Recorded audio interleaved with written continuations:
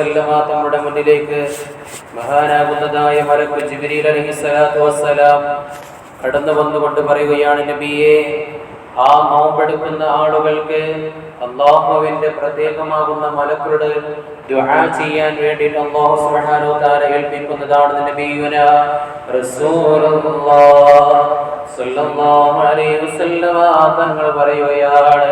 എന്നിട്ട് അല്ലാഹുവിന്റെ ഹബീബിനോട് നബിയുനാ റസൂലുള്ളാഹ് സ്വല്ലല്ലാഹു അലൈഹി വസല്ലമ തങ്ങളോട് മാലാഖയാകുന്ന ജിബ്രീൽ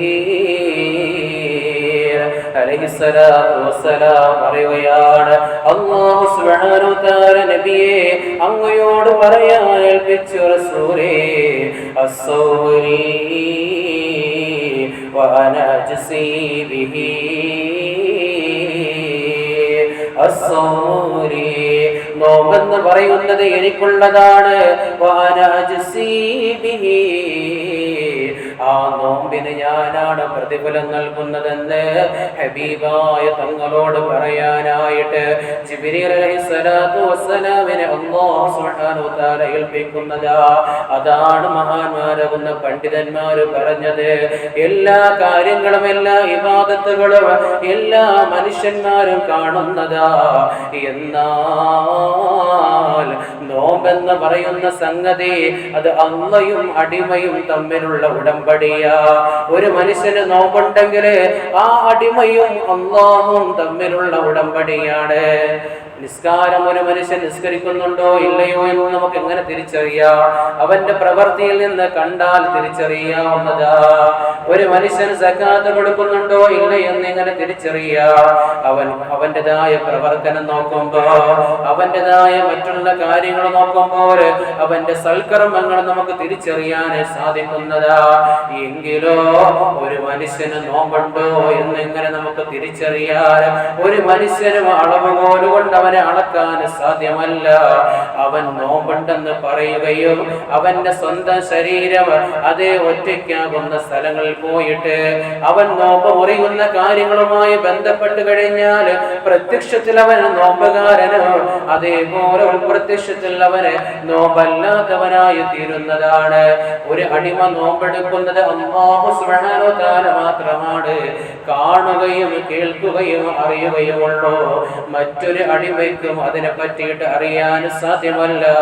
അതാണ് ഈമാൻ കാര്യം പോലെ അല്ലാഹുവിന്റെ റസൂലിനോട് അല്ലാഹു സുബ്ഹാനഹു വ തആല പറഞ്ഞത്, അസ്സൗലി വഅന അജ്സി ബിഹി. ഈമാൻ കാര്യങ്ങൾ വിശ്വസിക്കുന്നത് വിശ്വസിച്ചിട്ടുണ്ടോ ഇല്ലയോ എന്ന് അല്ലാഹുവിന് മാത്രമേ അറിയാൻ സാധ്യമാകൂ. പക്ഷേ ഇസ്ലാം കാര്യം അങ്ങനെയല്ല. ഇസ്ലാം കാര്യത്തില് അവന്റെ പ്രവർത്തനങ്ങളിൽ കൂടിയിട്ടാണ് ഇസ്ലാം കാര്യം പോകുന്നതെങ്കിൽ ഈമാൻ കാര്യങ്ങൾ കടന്നു പോകുന്നത് അവന്റെ വിശ്വാസപരമായിട്ടാണ്. അതാണ് അല്ലാഹുവിന്റെ റസൂലിനോട് അല്ലാഹു സുബ്ഹാനഹു വ തആല പറഞ്ഞത്, നോമ്പ് എനിക്കുള്ളതാണ്, ആ നോമ്പിന്റെ പ്രതിഫലവും ഞാനാണ് നൽകുന്നതെന്ന് ഹബീബായ തങ്ങളോട് അല്ലാഹു സുബ്ഹാനഹു വ തആല പറയുകയാ. അതാണ് ഹബീബായ തങ്ങൾ പറഞ്ഞത്, സൗമെന്ന് പറഞ്ഞാൽ, നോമ്പെന്ന് പറഞ്ഞാൽ അതൊരു പരിചയാണ്. ഹറാമിൽ നിന്ന് മാറി നിൽക്കാൻ നോമ്പ് പരിചയാണ്. മോശത്തരങ്ങളിൽ നിന്ന് മാറി നിൽക്കാൻ നോമ്പ് പരിചയാണ്. അതേപോലെ അവന്റെ ജീവിതം നന്നാക്കാൻ നോമ്പ് പരിചയാണ്. ഹബീബായ തങ്ങൾ കല്യാണം കഴിക്കാൻ അവിടെ അതേ ചെറുപ്പക്കാരോട് പറയുന്ന സ്ഥലത്ത് കാണാം, നിങ്ങൾക്ക് അതേ വിവാഹം ചെയ്ത് ഒരു പെണ്ണിനെ പോറ്റി വളർന്ന് പോറ്റാൻ നിങ്ങൾക്ക് കഴിവായിട്ടില്ലെങ്കിൽ നിങ്ങൾ ചെയ്യേണ്ടത് നിങ്ങൾ നോമ്പെടുത്ത് നിങ്ങൾ ക്ഷമിച്ചുകൊള്ളൂ എന്ന് നബിയുനാ റസൂലുള്ളാഹ് സ്വല്ലല്ലാഹു അലൈഹി വസല്ലം തങ്ങൾ പറയുകയാണ്. അവന്റെ നോമ്പെടുക്കൽ കൂടി കൊണ്ട് അവന്റെ വികാര വിചാരങ്ങളെ അടക്കാൻ കഴിയുന്നതാണ്. അതാണ് ശാസ്ത്രലോകവും തെളിയിച്ചിട്ടുള്ളത്. ഒരു മനുഷ്യന് നോമ്പെടുക്കുമ്പോൾ അവൻ്റെതായ എല്ലാ ഹോബികളും അവൻ മാറ്റിവെച്ചുകൊണ്ട് ശരീരത്തിൻ്റെതായ ഒരു എനർജിക്ക് വേണ്ടിയിട്ട് അവൻ അതേ പാടുപെടുകയാണെന്ന് ശാസ്ത്രലോകം പോലും തെളിയിച്ചു പോകുമ്പോ അതാണ് ഹബീബായ തങ്ങൾ പറഞ്ഞത്, സൗമെന്ന് പറഞ്ഞാൽ നോമ്പെന്ന് പറഞ്ഞാൽ അത് പരിചയ. ഹബീബായ തങ്ങൾ പറയുകയാണ്,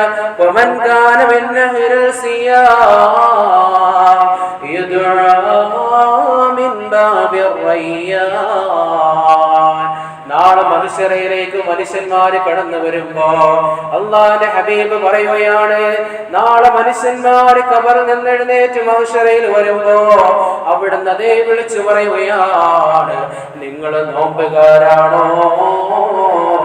നിങ്ങൾ നോമ്പുകാരാണെങ്കിൽ നിങ്ങൾക്ക് കടക്കാനുള്ള വാതിൽ ഏതെന്നറിയോ?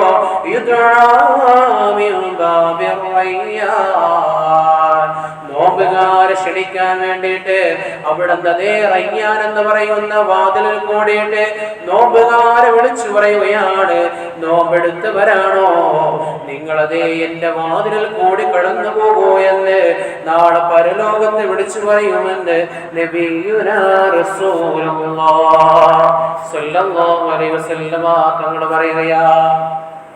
നോമ്പെടുത്തുകൊണ്ട് ജീവിച്ചതായ എത്രയോ സഹാബിമാരെ ചരിത്രം അറിയാം, എത്രയോ താബിഈങ്ങളുടെ ചരിത്രം അറിയാം. കഠിനമാകുന്ന ചൂടുള്ള സമയത്ത് ഹബീബായ തങ്ങള് സ്വഹാബത്തുൽ കിറാം അവിടുന്നതേ ഒരു യാത്ര പോവുകയാണ്. ആ യാത്ര പോകുന്ന സമയത്ത് സഹാബത്തുൽ കിറാം പറയുകയാണ്, ആ കാലഘട്ടങ്ങളിൽ കുട എന്ന് പറയുന്ന സംവിധാനമില്ല. ഹബീബായ സല്ലല്ലാഹു അലൈഹി വസല്ലമ തങ്ങളോ സ്വഹാബത്തുൽ കിറാമും അവിടുന്നതേ തലയിൽ കൈകൾ വെച്ചിട്ട് സൂര്യന്റെ ചൂടിനെ പ്രതിരോധിക്കുകയാണ്. ഹബീബായ തങ്ങളും സ്വഹാബത്തുൽ കിറാമും തലയിൽ കൈവച്ചുകൊണ്ട് സൂര്യന്റെ ആ താപത്തിനെ കുറയ്ക്കാൻ വേണ്ടിയിട്ട് ഹബീബായ തങ്ങൾ പോലും തലയിൽ കൈവച്ചുകൊണ്ട് നടക്കുന്ന സന്ദർഭത്തില് സ്വഹാബത്തുൽ കിറാം പറയുകയാണ്, ആ ചൂടുള്ളതാകുന്ന യാത്രയിൽ പോലും ഹബീബായ സല്ലല്ലാഹു അലൈഹി വസല്ലമ തങ്ങള് സുന്നത്ത് നോമ്പെടുത്തു. ഹബീബായ തങ്ങളുടെ സുന്നത്ത് നോമ്പ് ആ ചൂടുള്ള യാത്രയിൽ പോലും എടുത്തിട്ടുണ്ട് എന്ന് അവിടുന്നതേ താരീഖിന്റെ കിതാബുകളിൽ കാണാം.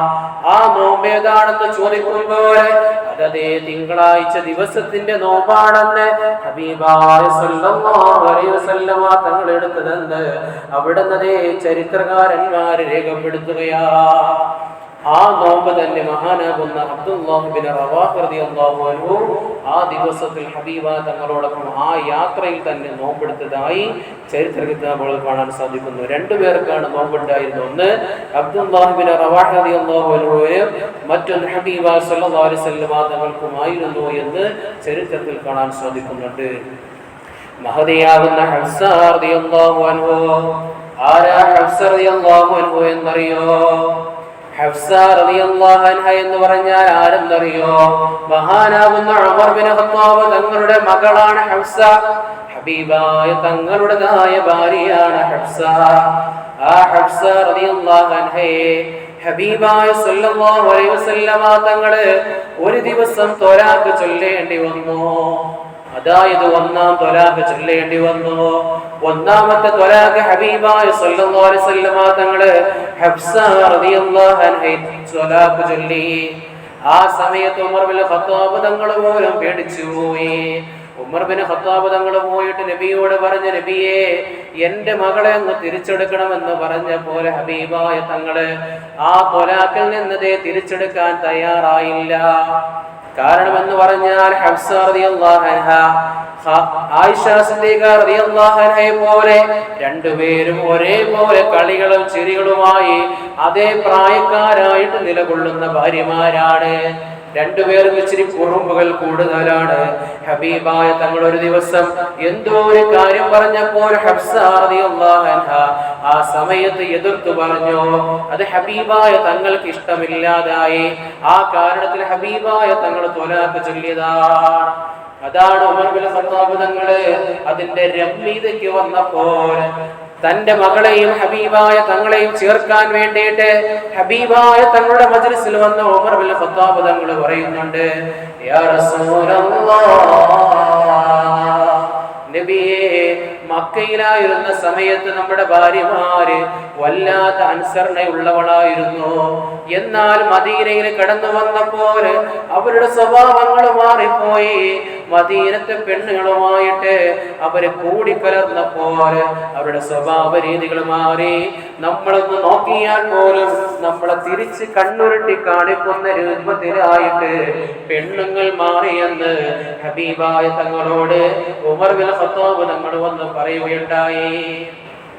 അതാണ് ഏതിനോട് ചേരുന്നു അതിനോട് ആയിത്തീരുമെന്നാണ്. ചാണകം ചാരിയ ചാണകം, മുല്ലപ്പൂവ് ചാരിയാൽ മുല്ലപ്പൂവിന്റെ മണമാകുമെന്നാണ്.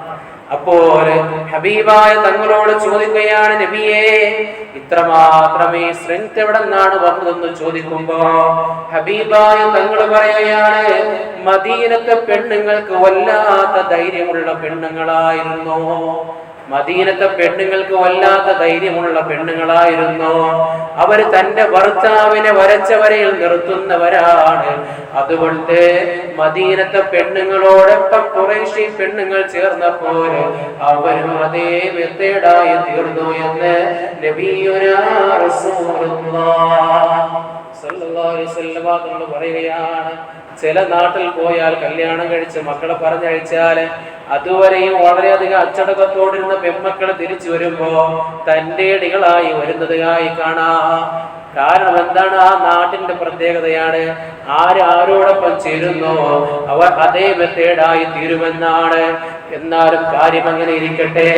ഹബീബായ തങ്ങളോട് വന്ന് അബൂബക്കർ തങ്ങൾ പറഞ്ഞ, നബിയേ, ഹഫ്സ റളിയല്ലാഹു അൻഹയെ അങ്ങ് തിരിച്ചെടുക്കുമോ റസൂലേ? ഹബീബായ സല്ലല്ലാഹു അലൈഹി വസല്ലം തങ്ങൾ പറഞ്ഞു, ഇല്ല. ഹഫ്സ എന്നോട് വല്ലാതെ കയറി സംസാരിച്ചു. ഇന്നേ വരെ എന്റെ ഒരു ഭാര്യമാര് സംസാരിക്കാത്ത വിഷയം ഹഫ്സ സംസാരിച്ചു പോയിട്ടുണ്ട്. അതുകൊണ്ട് ഞാൻ മടക്കിയെടുക്കില്ല എന്ന് ഹബീബായ തങ്ങൾ പറഞ്ഞു. മഹദിയാവുന്ന ഫാത്തിമ ബീബി റളിയല്ലാഹു അൻഹ ഹബീബായ തങ്ങളോട് ഈ കാര്യത്തിൽ ഇടപെട്ടു. ഹബീബായ തങ്ങൾ മാറിയില്ല.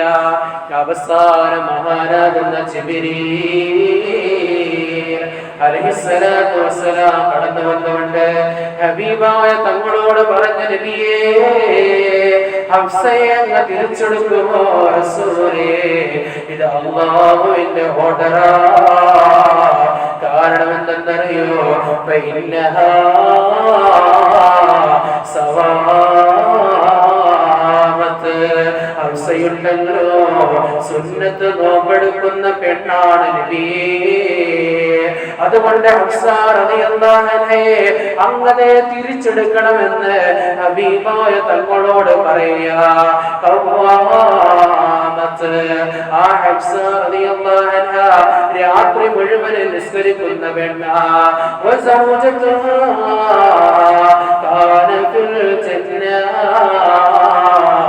ഈ ഹഫ്സ റളിയല്ലാഹു അൻഹ നാളെ സ്വർഗ്ഗത്തിലെ അങ്ങയുടെ മണവാട്ടിയാണെന്ന് ഹബീബായ തങ്ങളോട് ജിബ്രീൽ അലൈഹിസ്സലാത്തു വസ്സലാം വന്നുകൊണ്ട് പറയുകയാ.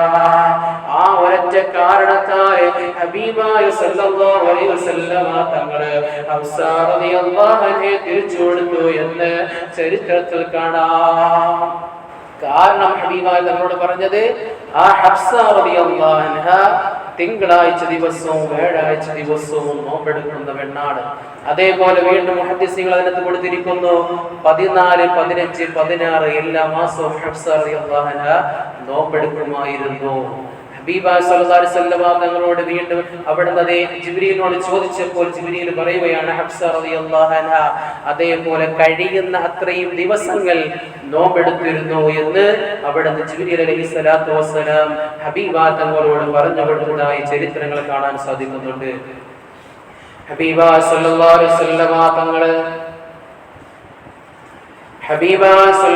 അലൈഹി വസല്ലം തങ്ങള് അവിടുന്ന് അതേ സുന്നത്ത് നോമ്പെടുക്കുന്നതിനെ പറ്റിയിട്ട് വല്ലാത്ത പ്രതിഫലങ്ങൾ പറയുകയാണ്. ഹബീബായ തങ്ങളോട് പറയുകയാണ്, ഒരു മനുഷ്യന് സുന്നത്ത് നോമ്പെടുത്തു കഴിഞ്ഞാൽ അവന്റെ റിസ്കിൽ വിശാലതയുണ്ടാകുമെന്ന് നബിയുനാ റസൂലുള്ളാഹ് സല്ലല്ലാഹു അലൈഹി വസല്ലം തങ്ങൾ പറയുകയാണ്. അവന്റെ മരണമുണ്ടല്ലോ കൽമൗത്തുൽ അംബിയാ, അംബിയ മുർസലീങ്ങൾ മരണപ്പെടുന്നത് പോലെ അവനിക്ക് മരിക്കാൻ സാധിക്കുമെന്ന് നബിയുനാ റസൂലുള്ളാഹ് സല്ലല്ലാഹു അലൈഹി വസല്ലം തങ്ങൾ പറയുകയാണ്. അതുകൊണ്ടാണ് മഹാന്മാർ അവിടുത്തെ നോമ്പുകാരനായിട്ട് മരിക്കാൻ ദുആ ചെയ്തത്. ഇബ്രാഹിം ഹാനി റളിയല്ലാഹു അൻഹു അവിടുന്ന് ദുആ ചെയ്യുമായിരുന്നു, റബ്ബേ ഒരു നോമ്പുകാരനായിട്ട് നീ എന്നെ മരിപ്പിക്കണേ അല്ലാഹ്. ഇബ്രാഹിം ഹാനി റളിയല്ലാഹു അൻഹു പല രാത്രികളിലും ദുആ ചെയ്തതിന്റെ പ്രതിഫലമായിട്ട് ഇബ്രാഹിം ഹാനി റളിയല്ലാഹു അൻഹു മരിക്കുന്ന സമയവും ഒരു നോമ്പുകാരനായിട്ട് ഈ ലോകത്തോട് വിട പറഞ്ഞു എന്ന് താരീഖിന്റെ കിതാബുകളിൽ കാണാൻ സാധിക്കുന്നു.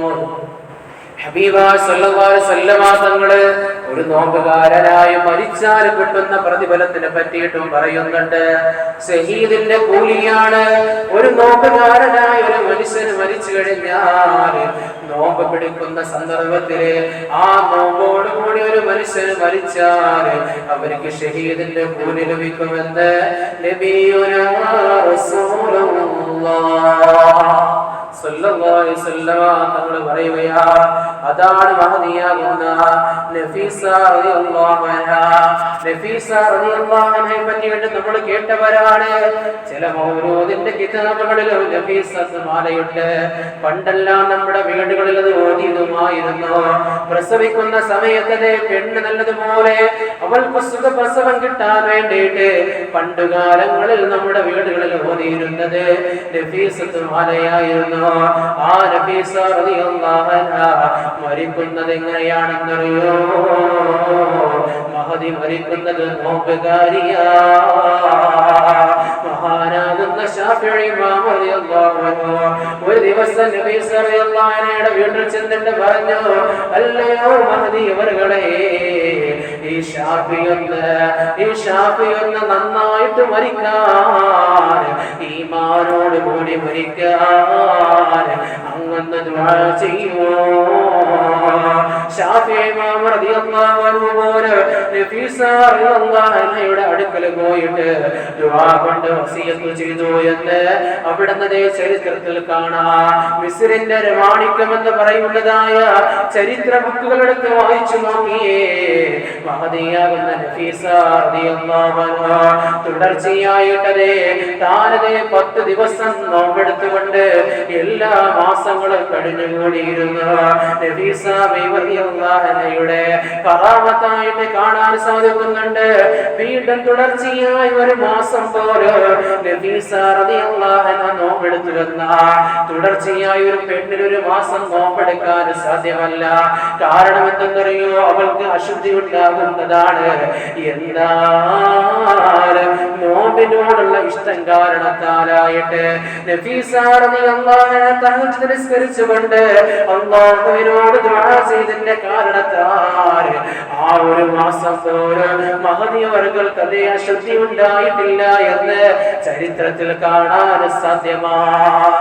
ആ മഹദി ഖബർ കുടിച്ചിരുന്നിട്ട് ഖബറിന്റെ അകത്ത് ഖത്മുകൾ ഓതി തീർത്ത മഹദിയാണ് മഹദിയാകുന്ന നഫീസ റളിയല്ലാഹു അൻഹാ. പണ്ടുകാലങ്ങളിൽ നമ്മുടെ ഉമ്മമാരും അങ്ങനെ ചെയ്തിരുന്നു. ഉപ്പമാരും സുന്നത്ത് നോമ്പെടുത്തിരുന്നു.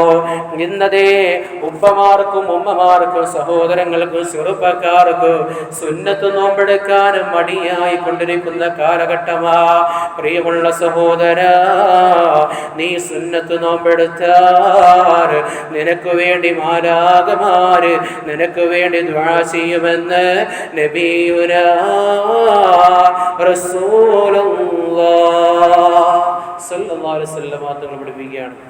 അതുകൊണ്ട് പ്രിയമുള്ള സഹോദരങ്ങളെ, നമ്മുടെ ആവശ്യങ്ങൾ നിറവേറാൻ വേണ്ടിയിട്ട് നമുക്ക് സുന്നത്ത് നോമ്പെടുക്കാം.